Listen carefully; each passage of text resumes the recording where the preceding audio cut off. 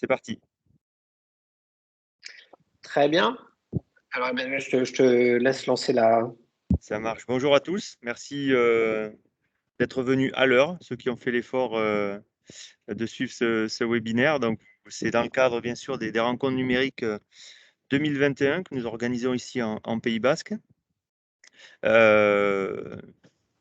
Ce webinaire est un peu spécial parce que, pour tout vous dire, en 2011, on avait déjà invité Simon. Ça se passait à Anglet. C'était en présentiel à l'époque. C'était l'autre monde. Et ça parlait déjà d'open data. Et donc, ça fait maintenant 2-3 ans qu'Alanti, qui est une agence de développement numérique, qu'on accompagne les collectivités à les aider à appréhender cette thématique de l'open data. Et du coup, on s'est dit, ben voilà, 10 ans après, Simon avant travaillait à Rennes, à la cantine de Rennes, et depuis a intégré Talab, donc l'institution qui gère le portail data.gouv.fr. Et on se disait, ben voilà, 10 ans jour pour jour, quasiment, c'est l'occasion de faire un petit point et pourquoi pas également regarder un peu derrière dans le rétro, mais aussi regarder devant. Donc, ben Simon, merci beaucoup d'avoir accepté notre invitation et puis je te laisse la parole. Je vous quitterai sûrement rapidement après et je reviendrai à la fin. Merci beaucoup. Très bien. Bah, écoute, merci à vous pour l'invitation. Effectivement, c'est avec grand plaisir que je reviens 10 ans après pour rééchanger. Alors, pour plein de raisons, ne serait-ce que parce que cette année, on fête aussi les 10 ans de la mission Etalab, puisque ça fait 10 ans qu'Etalab a été créé, a connu plein de péripéties. On est toujours au sein du gouvernement, des services du Premier ministre. On a eu pas mal de rattachements un peu différents. Maintenant, on est au sein de la direction interministérielle du numérique. Alors, du coup, ce que je voulais vous proposer là, en une demi-heure, 3/4 d'heure ensemble, c'était qu'on regarde un peu, d'essayer de faire un bilan critique 2011-2021. Qu'est-ce qui s'est passé entre les deux? Si on fait deux photos, j'en prends une il y a 10 ans, j'en prends une maintenant. Qu'est-ce qui a changé, à part le fait qu'il y a 10 ans, j'avais un petit peu plus de cheveux? Qu'est-ce qui s'est passé entre les deux? Voilà. Et puis en fin de discussion, je voudrais essayer de vous proposer quelques éléments un peu de projection, de voir un peu vers quoi ça pourrait aller. Ça pourrait être quoi les pistes pour les quelques prochaines années qui viennent et pourquoi pas aussi pour les 10 ans, à venir. Alors, ce que je vous propose, c'est que j'ai pas de transparent, mais j'ai repris quelques éléments qui me semblaient intéressants par rapport j'allais dire, faire une photo il y a 10 ans et puis maintenant. Alors, ça, c'est juste pour la petite histoire. Effectivement, je suis venu donc à Anglet le 27 octobre 2011. À l'époque, j'étais l'un des administrateurs de la cantine numérique de Rennes, qui est une structure qui a depuis été absorbée, qui est devenue le Pool, qui était entre-temps la French Tech, mais peu importe à la rigueur.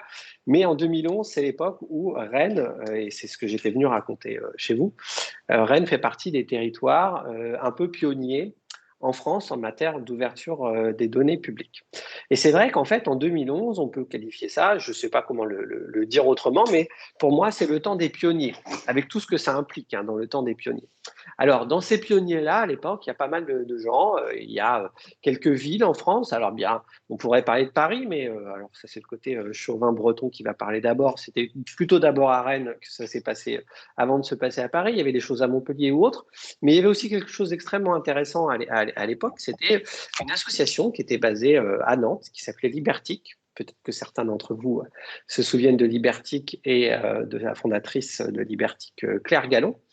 Et Claire et ses collègues publiaient à l'époque plusieurs fois, 2 fois par an minimum, je crois, la carte de France de l'open data. Et donc, c'est un petit clin d'œil un peu à ce qu'est l'open data il y a 10 ans. Donc, l'open data en France il y a 10 ans, c'est ça. Donc, qu'est-ce que ça veut dire ça? Ça veut dire on voit quelques territoires. Donc, en vert, c'est ce qui est déjà ouvert. En bleu, c'est ce qui est en cours, en tout cas à l'époque. Et puis, en gris, c'est ceux qui sont en réflexion. Et donc, ce qu'on voit à cette époque-là, c'est finalement le territoire est encore assez disparate. On voit des initiatives à Rennes, à Paris, à Montpellier, à Bordeaux. On voit que la région Aquitaine à l'époque, puisque oui, alors on est encore avant les fusions des régions qui sont intervenues après. Et on voit aussi des mouvements comme ça, un petit peu citoyens, à Toulouse, à Lille, à Nantes, à Dijon. Et puis on voit j'allais dire, cette carte de France peu à peu se colorer ou changer un petit peu de couleur. Et donc ça, pour moi, c'est vraiment l'époque des pionniers. Un autre point intéressant, c'est que vous voyez marqué en haut, là, en haut de l'image, plateforme nationale data.gouv.fr en cours, puisque effectivement, à l'époque où est faite cette carte, donc qui est en juin 2011, on n'a pas encore eu le lancement de la plateforme nationale data.gouv.fr qui a été lancée peu après. Donc ça, c'est la photo en 2011. J'allais dire, c'est le temps des pionniers pour moi, au sens où c'est le temps où des collectivités, des collectifs citoyens se lancent de manière assez volontariste, essayent un peu de lancer un petit peu les choses et puis de bricoler, en fait, puisqu'il faut bien appeler un chat un chat. À l'époque, il n'y a pas de texte juridique très clair sur le sujet, il n'y a pas forcément de pratiques encore très bien définies, il n'y a pas toujours de standards de données, il n'y a pas toujours de licences qui encadreraient les réutilisations. On a beaucoup de débats à cette époque-là sur la question des licences. Mais ça, c'est la photo en 2011. Et puis de 2011, si j'avance 10 ans après, puis après on reviendra sur ce qui s'est passé entre les deux, 10 ans après, la photo, alors Libertic ne publie plus ces cartes-là, et d'ailleurs la carte, elle serait beaucoup plus compliquée à comprendre si on la refaisait maintenant.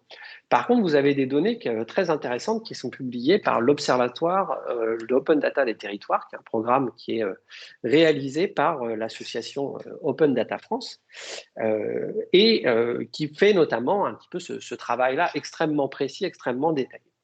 Et donc, ce qu'on voit en juillet 2021, donc le dernier comptage, on va dire, on a à peu près 600 collectivités, un petit peu moins de 600 collectivités en France qui ont ouvert les données, 15 régions sur les 15, je crois, que compte la France métropolitaine, une grande partie des départements, une partie importante aussi des EPCI, et puis quelques communes, sachant que effectivement, ça va dépendre si on va regarder le verre à moitié plein ou à moitié vide. C'est vrai qu'entre-temps est passée la loi pour une république numérique que j'aurai l'occasion de vous présenter juste après, mais on voit que finalement, il y a eu une progression. Et selon ces mêmes données-là de l'association Open Data France, 50% de la population française en juin 2021 est en capacité d'accéder à des données locales. Alors, quand on dit des données locales, ça ne veut pas dire, quand on prend 50%, ça ne veut pas dire qu'il y a 50% des Français qui n'ont accès à aucune donnée concernant leur territoire. Ce qui n'est pas vrai. Typiquement, l'INSEE publie au niveau national des données avec une maille, une finesse, y compris locale, au niveau de votre commune. Donc, finalement, c'est 100% des Français ont accès à des données concernant leur territoire. Par contre, 50% d'entre eux peuvent accéder à des données qui sont produites localement, j'allais dire, qui sont véritablement de la donnée locale. Donc ça, c'est le premier point. Je ne sais pas comment qualifier, autant je disais 2011, c'est le temps des pionniers, est-ce que 2021, c'est l'époque de la maturité, de la normalisation? Il y a peut-être plein de termes à trouver un petit peu, mais on voit quand même bien qu'on a changé vraiment d'échelle. L'autre point qui me semble important à souligner aussi, c'est qu'on a changé d'échelle en termes de compréhension du sujet open data. Alors, pourquoi je vous dis ça compréhension du sujet open data, hier même, a été publié les dernières données, le dernier baromètre du numérique. Alors ça, c'est un travail que fait le gouvernement chaque année, travail qui est confié à une société d'études qui s'appelle le CREDOC. Et chaque année, le CREDOC interroge des Français sur les usages du numérique et tout. Et il s'avère que cette année, c'est intéressant parce qu'il y a des questions spécifiquement sur l'open data. Et les données, donc ça c'est tout frais, hein, ça date d'hier. Et d'après les données du baromètre du numérique édition 2021, source enquête du CREDOC, Quand on pose la question aux Français à propos des données publiques ouvertes à tous en open data qui sont accessibles sur des sites publics, avec quelques exemples, hein, le prix de l'immobilier par quartier, les résultats des contrôles d'hygiène dans les restaurants, les données détaillées sur l'épidémie de coronavirus, diriez-vous que vous les avez déjà consultés, vous savez que ça existe mais vous ne les avez pas consultés, vous ne connaissez pas ces données ou vous ne savez pas, ou vous ne répondez pas à la question? Et on a constaté là qu'il y a un quart des Français qui déclarent, selon cette enquête, avoir déjà consulté des données en open data. Et 30% d'entre eux disent qu'elles savent que ça existe, même s'ils ne les ont jamais consultées. Donc ça veut dire quand même que par rapport à la situation il y a 10 ans, je suis sûr que si la même enquête avait été faite il y a 10 ans, on aurait eu à aller 0,2% des Français qui auraient dit j'en ai déjà consulté et peut-être à peine 0,6% qui auraient dit je sais que ça existe même si je ne les ai jamais consultés. Donc on voit bien quand même, je pense que c'est un point quand même hyper intéressant de voir que c'est finalement rentré dans les usages du numérique, même si bien sûr ça reste encore des usages qui ne sont pas généralisés à tous les types de publics. Alors, pourquoi un petit peu, j'allais dire, qu'est-ce qui s'est passé un peu entre les deux et comment on peut expliquer aujourd'hui ce relatif engouement, on va dire, pour les données ouvertes? Alors, le premier point, entre 2011 et 2016 et 2021, pardon, il y a eu une date un peu importante, je crois, qui est 2016, avec le vote à l'Assemblée nationale, enfin au Parlement, à l'Assemblée nationale et au Sénat, de la loi pour une République numérique. Alors, pour moi, c'est un moment important dans le mouvement Open Data en France pour plein de raisons. C'est un moment intéressant aussi parce que c'est l'une des rares lois, je crois que c'est même quasiment la seule, lors du quinquennat précédent, qui a été votée à l'unanimité à l'Assemblée nationale et au Sénat. Donc ça a fait vraiment un consensus au niveau de la classe politique sur ces questions d'ouverture des données.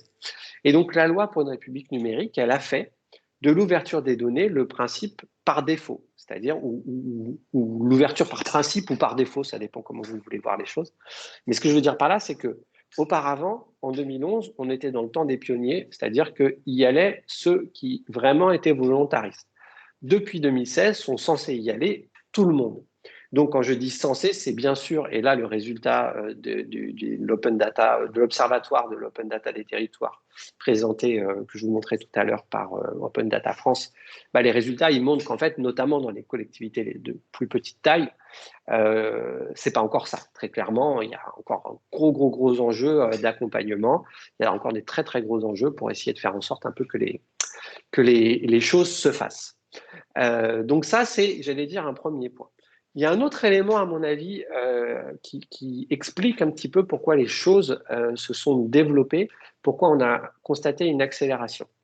Alors, quand je disais tout à l'heure 2021, c'est l'époque de la maturité. Juste pour vous donner quelques exemples, donc ça, c'est le portail data.gouv.fr, c'est la plateforme ouverte des données publiques françaises, c'est le portail qu'on gère, nous, chez Etalab, qui est alimenté, c'est intéressant, par plein de données, aussi bien d'acteurs publics, quelques acteurs entreprises ou associatifs, mais surtout, il y a beaucoup de données qui viennent des collectivités elles-mêmes. D'accord ? Donc, quand on dit que c'est la plateforme nationale, ce n'est pas la plateforme que de l'État. C'est la plateforme de l'État, des administrations, des ministères, des administrations déconcentrées. Il y a vraiment énormément de choses. On a constaté, nous, deux moments importants qui ont accéléré l'usage des données.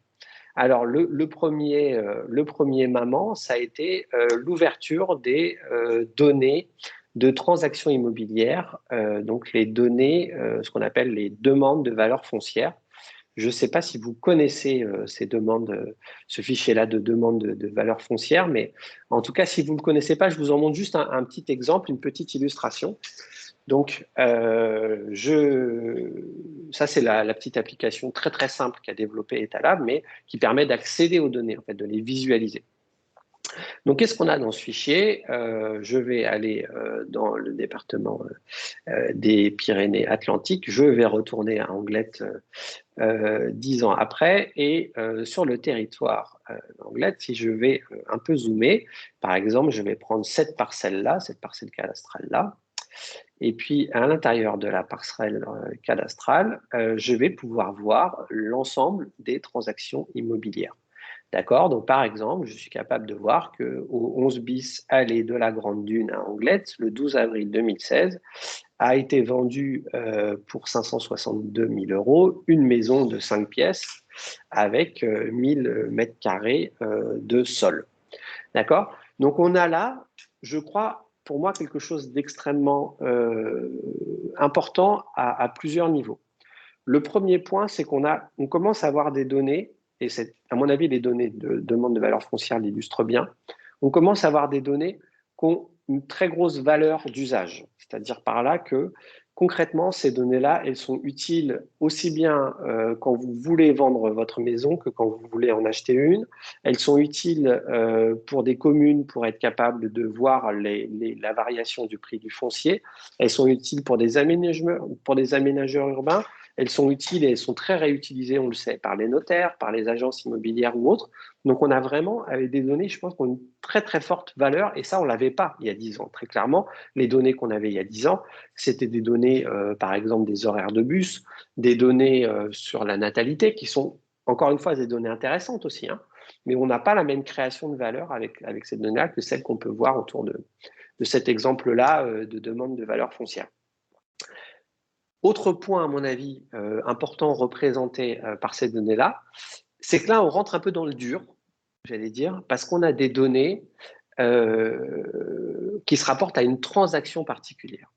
Et c'est là où ça devient intéressant, c'est que historiquement, en France, mais aussi en Europe, on a toujours eu la question de l'équilibre entre les données publiques et puis la protection de la vie privée des individus. D'accord? Contrairement à l'approche anglo-saxonne, en Europe, on a toujours plutôt privilégié la protection de la vie privée des individus versus le droit d'accès à l'information. Et donc là, on a vraiment des données. Alors, tout ce que je vous montre là est parfaitement légal et encadré. Il y a eu un avis qui a été rendu par la CNIL qui a permis l'ouverture de ces données-là, qui a permis leur diffusion. Mais très clairement, si moi je suis votre voisin et que vous habitez au 11 bis allée de la Grande Dune, je suis capable de savoir que vous avez payé 562 000 euros pour acheter la maison que vous occupez aujourd'hui. Donc très clairement, on voit que ça met en œuvre aussi un petit peu les tensions qu'il peut y avoir. Et je trouve que cet exemple-là, il est assez intéressant à ce titre-là. La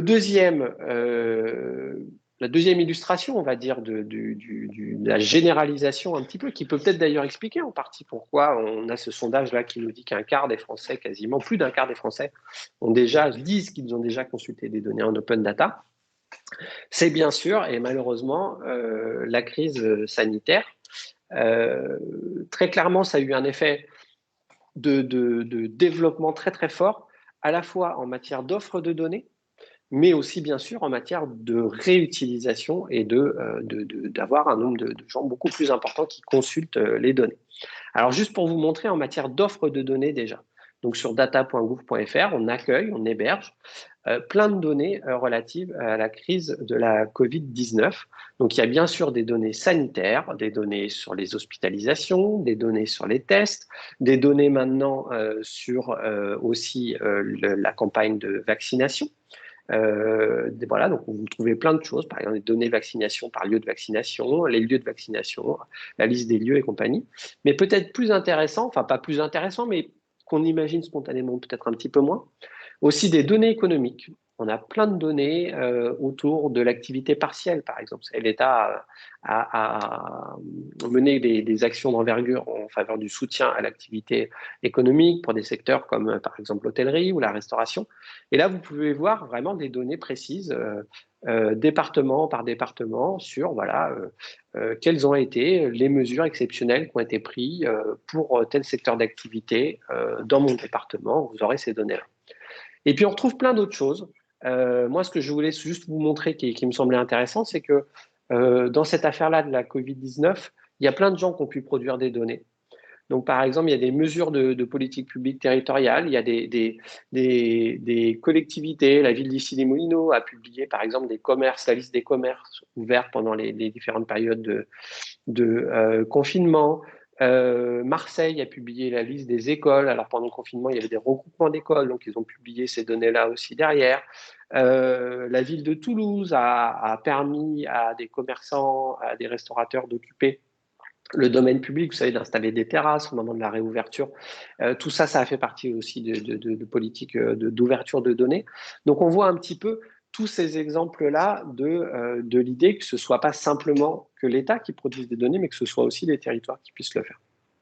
Et puis, bien sûr, si on parle d'open data et de données ouvertes, il y a quand même un exemple, à mon avis, qui est tout à fait représentatif, c'est Covid Tracker, le site dont le fondateur Guillaume Rosier connaît une grande popularité largement méritée, puisque en l'occurrence, Covid Tracker, et d'ailleurs, si vous avez déjà eu l'occasion d'écouter les interviews avec Guillaume Rosier, il le dit de manière assez nette, Covid Tracker, donc ce site qui permet de suivre la progression de l'épidémie en tout point du territoire, finalement, ce site n'est alimenté que grâce à l'open data. S'il n'y avait pas de données ouvertes, en l'occurrence des données publiées sur data.gouv.fr par Santé publique France, sans données ouvertes, il n'y a pas de réutilisation possible. Donc, sans données ouvertes, il n'y a pas de Covid Tracker. Donc, on voit bien aussi un peu voilà, cette dynamique d'avoir des réutilisations et tout. Et puis, Covid Tracker, pour moi, c'est aussi un très bon exemple de questionnement, de se dire, mais finalement, est-ce que ça aurait été à l'État de faire ça? C'est-à-dire de se poser la question un peu, de dire, y a plein de gens, vous l'avez bien vu dans les discours autour de la gestion de la crise sanitaire, qui disaient, un Covid Tracker, c'est super, mais c'était au gouvernement de faire ce système. Ça aurait dû être fait par le gouvernement, il n'y avait pas de raison que ce soit fait par des tiers. Et donc, en fait, on peut... oui et non, c'est-à-dire qu'il y a bien, si vous allez sur le site gouvernement.fr, vous trouverez bien un peu aussi ces éléments-là qui existent aussi, hein, puisqu'il y a bien aussi des tableaux de bord qui sont développés de ce point de vue-là. Alors, je vais arrêter le partage d'écran juste quelques secondes. Tout ça pour vous dire que voilà, je pense qu'on est passé quand même d'une situation d'un temps des pionniers il y a 10 ans à une vraie phase un peu de maturité aujourd'hui. Alors, si je me retourne sur les 10 dernières années, que j'essaye de faire un bilan provisoire, et si je fais 2 colonnes, les plus et les moins. On va le faire très, très rapidement ensemble, mais je pense que c'est intéressant aussi. Je commence déjà, alors on va d'abord être plutôt optimiste, je commence déjà par, c'est quoi les points positifs? Alors moi, j'en vois plusieurs. Le premier point positif peut-être de tout ce mouvement d'ouverture des données, c'est que la donnée, c'est devenu un sujet. Et finalement, il y a 10 ans, ce n'était pas gagné, notamment dans les collectivités territoriales, de faire comprendre que la donnée, c'était un sujet. C'est-à-dire que l'idée que la donnée, ce n'est pas simplement ce qu'il y a dans une base de données. La donnée, ce n'est pas qu'une question d'informaticiens ou de géomaticiens qui construisent des systèmes d'information géographique. La donnée, c'est peut-être plus large et ça concerne plus de gens. Donc le premier point, c'est peut-être de se dire, la data, c'est un sujet et ça, je pense que c'est vraiment quelque chose qu'on peut mettre au crédit de ce mouvement de l'ouverture des données publiques. Le deuxième point, peut-être un peu positif aussi, c'est qu'on voit qu'il y a une dynamique de réutilisation. C'est-à-dire que, encore une fois, il y a quelques données qui sont très massivement réutilisées. Je vous ai présenté l'exemple des demandes de valeur foncière, des données des prix des transactions immobilières. On a vu des données sur l'épidémie de coronavirus, des données relatives à l'activité économique. La base Sirène, par exemple, est très utilisée aussi. Et donc, il y a une dynamique de réutilisation qui est réelle. Il est vrai aussi, et ça, ce serait peut-être à mettre dans la colonne, dans ma deuxième colonne avec les moins, que cette dynamique, elle est concentrée sur quelques jeux de données. Et que vraiment, on voit bien que ça se concentre sur quelques jeux de données et pas sur l'intégralité de l'offre de données disponible. Et puis, troisième point, peut-être toujours à mettre dans le côté des points positifs, cocorico, j'allais dire pour le troisième point, puisque la France figure dans le top 3 mondial des classements en matière d'open data. Et je le dis d'autant plus volontiers que c'est quand même plutôt rare que sur les questions numériques, la France soit aussi bien classée. Deux exemples récents, un classement de l'OCDE sorti cette année, qui passait la France deuxième au niveau mondial après la Corée du Sud, ou un autre classement européen, celui-ci, qui mettait la France troisième après l'Irlande et l'Espagne. Donc on voit qu'il y a vraiment voilà, c'est une thématique sur laquelle notre pays est quand même, pour le coup, plutôt bien positionné. Donc ça, c'est pour j'allais la partie un peu rapide, mais de mes 2 colonnes avec la partie positive du bilan provisoire.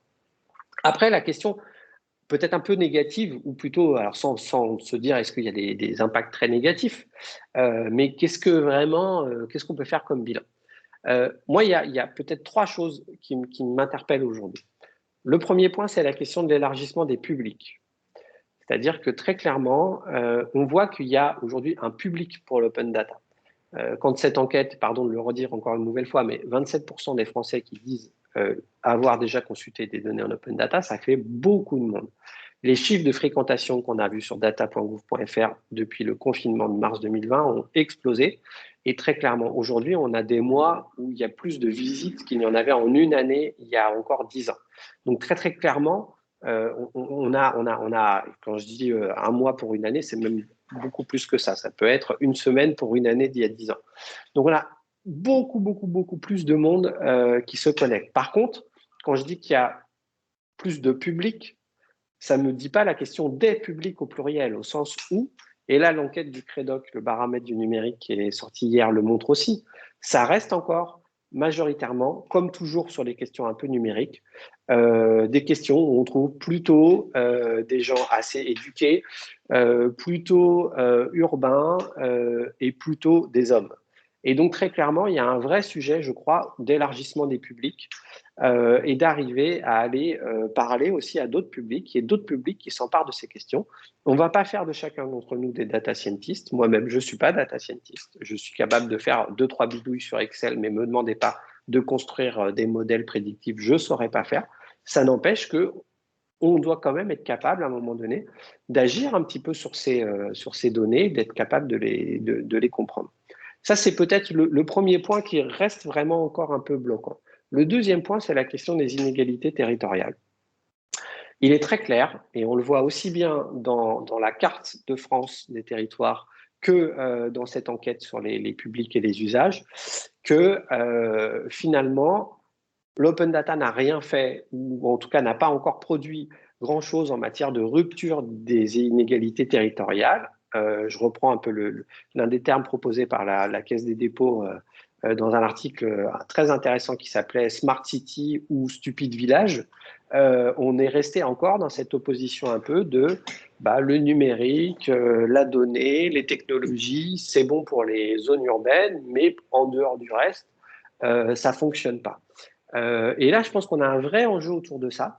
Il y a des initiatives, hein. Je pourrais vous montrer, si vous le souhaitez, par exemple, ce que fait la Banque des Territoires autour du programme Les Petites Villes de demain. Il y a plein d'exemples où on peut utiliser des données, mais je pense que ça reste encore un petit peu quelque chose à voir. Donc, premier point, c'est la question de l'élargissement des publics. Le deuxième, c'est la question des inégalités territoriales. Et le troisième, pour moi, qui est tout aussi fondamental, c'est la question des compétences. On a encore besoin de se doter de compétences dans ce domaine-là. Avoir des données, c'est bien, ça ne garantit en rien que vous serez capable de les exploiter, de les utiliser. Et là, il y a tout un champ, alors ce qu'on appelle parfois la littératie de données, ou data literacy en anglais, cette idée de dire il faut vraiment que demain, dans notre société, on soit capable de former des gens qui comprennent ces enjeux. Encore une fois, il y a plein de manières de comprendre ces enjeux. Hein. Ça ne veut pas transformer chacun d'entre nous en expert de la donnée. Mais on a besoin de médiateurs, on a besoin de gens qui sont capables de faire comprendre que c'est un sujet. On a besoin de gens dans les collectivités qui sont capables aussi de s'emparer des données, de montrer un petit peu qu'est-ce qu'on peut en faire. Donc voilà sur ce bilan, j'allais dire, des 10 premières années de l'open data. Pour conclure, peut-être, je voudrais vous proposer 3 pistes, 3 tendances qui, à mon avis, vont aussi être des points un peu déterminants dans les années à venir. La première piste, c'est, on le voit, et d'ailleurs, pour revenir à l'exemple de Rennes que je citais tout à l'heure, aujourd'hui, moi j'habite toujours à Rennes. Rennes porte un projet qui est financé au niveau européen qui s'appelle RUDI, qui vise à développer une plateforme de données urbaines à l'échelon local. Et sur cette plateforme, l'ambition, c'est non seulement d'avoir des données en open data, mais surtout de permettre le partage et la circulation de données de sources très diverses. Et notamment, se pose la question de ce qu'on appelle le self-data, ou plutôt de remettre la possibilité pour chacun des individus que nous sommes de contrôler la circulation de nos données. Donc l'idée derrière, c'est de dire, par exemple, moi, je suis prêt à partager peut-être mes données de déplacement à vélo dans ma ville de manière anonymisée avec ma collectivité pour 6 mois si ça permet d'améliorer les plans de circulation. C'est un exemple. De la même manière, vous pourriez dire, moi, je suis prêt à partager avec telle équipe de recherche qui va chercher à comprendre les impacts éducatifs, les impacts ou plutôt sur l'éducation du confinement, d'un prochain confinement, je suis prêt à partager des traces de connexion à un site comme Pronote, vous savez, qui est le carnet de bord, on va dire, qui est utilisé par les collégiens et les lycéens en France. C'est cette idée-là de remettre les données personnelles dans la main au contrôle des individus. Donc ça, je pense que c'est une première piste à creuser. Une deuxième piste à creuser, c'est la question de l'utilisation des données des entreprises et notamment de la question de l'utilisation de ces données-là par la puissance publique. Alors, je vous ai juste mis un petit article, où est-il? Voilà, c'est un article qui est récent et qui nous racontait, donc, qui date qui a un peu plus d'1 an, qui racontait que depuis janvier 2020, l'INSEE, donc l'Institut de la statistique nationale, Institut national de la statistique et des études économiques pour être précis, l'INSEE utilise des données de caisses de supermarchés et d'hypermarchés pour calculer l'inflation. Alors, c'est un exemple qui est tout à fait fascinant pour plein de raisons. Déjà, je ne sais pas si vous le connaissez, celui-là, donc ça vaut toujours le coup de l'apprendre, de regarder un peu ce que c'est. L'idée, en fait, était de dire, on a besoin d'avoir vraiment d'être capable de mesurer l'inflation, donc la hausse des prix, la hausse ou la baisse des prix pour le coup, au plus près de ce que les Français sentent, ressentent. Et parfois, il y avait aussi cette critique qui était faite de dire le calcul de l'inflation, ça ne correspond pas à la réalité du gain ou de la perte de pouvoir d'achat que chacun pouvait sentir. Et donc là, l'INSEE, face à ça, depuis plusieurs années, s'est mis à travailler avec la grande distribution.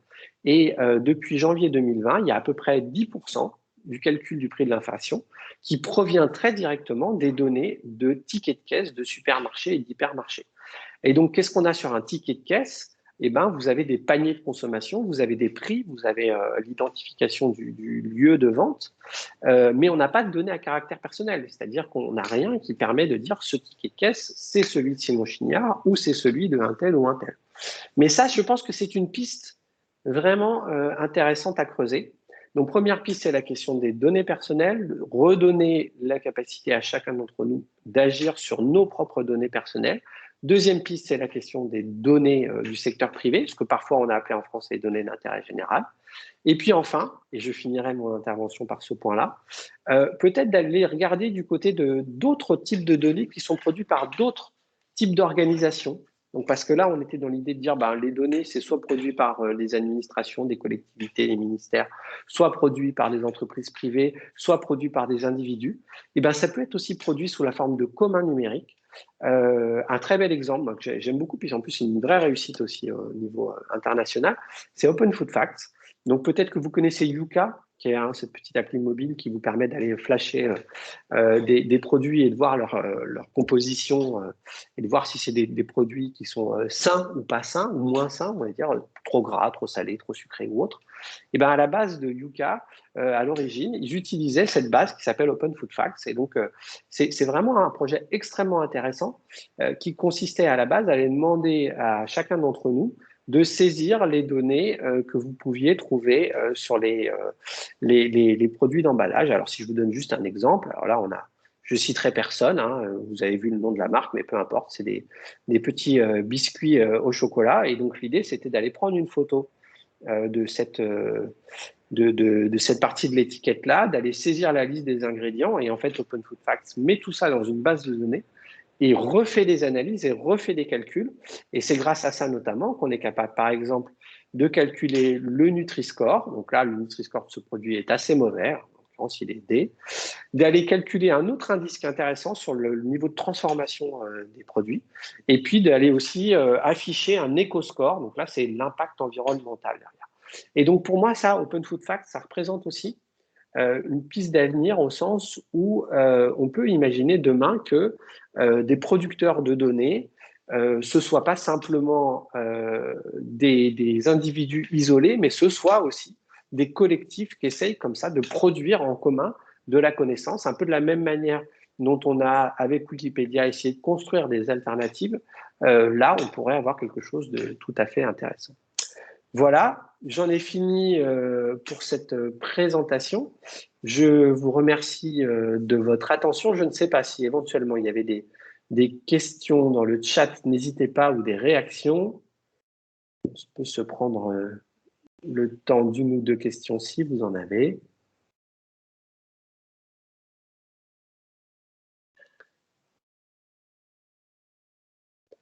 Peut-être qu'il n'y en a pas, et vu qu'il est très bientôt 13 heures et que c'était le timing qu'on s'était donné pour cette intervention, peut-être que vous allez filer sur un autre webinaire ou filer pour déjeuner. Et ben, merci à Benoît pour son retour. Très bien. Alors écoutez, je vous souhaite un bon déjeuner à chacun d'entre vous et je vous remercie pour votre attention. Au revoir.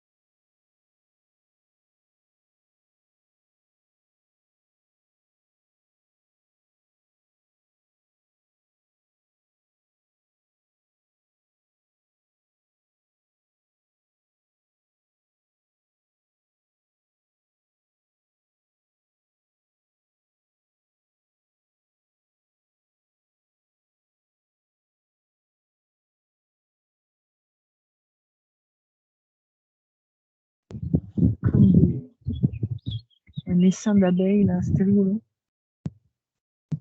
Je les ai de dos, donc ça tombe bien. Parce que...